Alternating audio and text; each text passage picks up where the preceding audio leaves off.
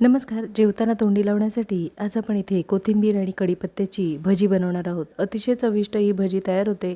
बनवायला सोपी आणि खायला तितकीच अतिशय चविष्ट ही भजी तयार होते. आमटी भात असेल किंवा वरण भात असेल आणि अशा पद्धतीने जर ही भजी बनवली तर नक्कीच 2 घास जास्त जेवाल अशी ही भजी तयार होते. शनिवार रविवार सुट्टी असल्यामुळे आम्ही सर्व गावी गेलेलो त्यावेळेला ही अशा पद्धतीने भाजी बनवलेली. भजी सर्वांनाच खूप आवडली, त्याच्यामुळे हा मी छोटासा व्हिडिओ बनवलेला आहे. खरंच एकदा खाल्ल्यानंतर चव विसरणार नाही अशी ही भजी तयार होते. नक्कीच एकदा अशा पद्धतीने ही कोथिंबीर आणि कढीपत्त्याची भजी बनवून बघा आणि कमेंटमध्ये मला नक्कीच सांगा. तर इथे एका बाउलमध्ये 2 वाटी बेसन पीठ, चवीनुसार मीठ, 2 चिमूटभर खायचा सोडा. इथे आता बेसन पिठामध्ये मीठ आणि खायचा सोड्याचा वापर केल्यानंतर पीठ व्यवस्थित असं मिक्स करून घ्यायचं. पीठ मिक्स करून झाल्यानंतर इथे थोडं थोडं पाण्याचा वापर करून पातळसर असं पीठ आपण तयार करून घेणार आहोत. व्हिडिओमध्ये दाखवल्याप्रमाणे पीठ भिजवून घ्यायचं आहे. इथे आपण थोडं थोडं पाण्याचा वापर करून पातळ असं पीठ तयार करून घेतलेलं आहे. पाण्याचा वापर एकदाच न करता थोडं थोडं पाण्याचा वापर करून पीठ भिजवून घ्यायचं आहे. इथे तांदळाच्या पिठाचा वापर न करता खायच्या सोड्याचा वापर केलेला आहे. खायच्या सोड्यामुळे भजी छान खुसखुशीत आणि कुरकुरीत तयार होते.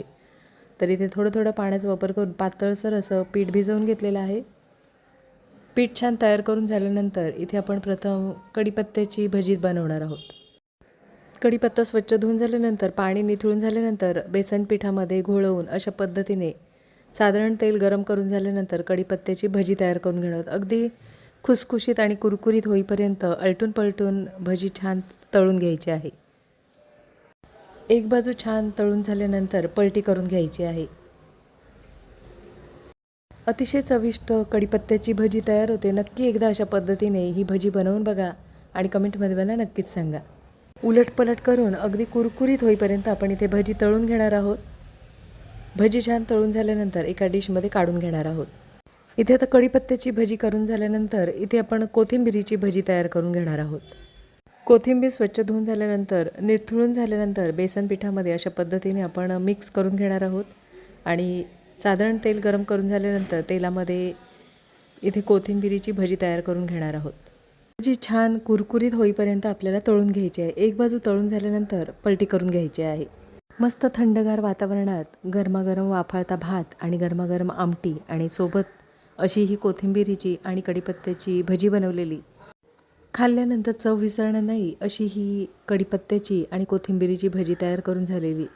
नक्कीच एकदा अशा पद्धतीने ही कोथिंबीर आणि कढीपत्त्याची भजी बनवून बघा आणि कमेंटमध्ये मला नक्कीच सांगा. आजची रेसिपी आवडली असेल आणि चॅनलवर नवीन असला तर चॅनलला सबस्क्राईब करा आणि व्हिडिओ आवडला असेल तर लाईक शेअर करा. पुन्हा भेटू अशाच नवीन रेसिपीमध्ये.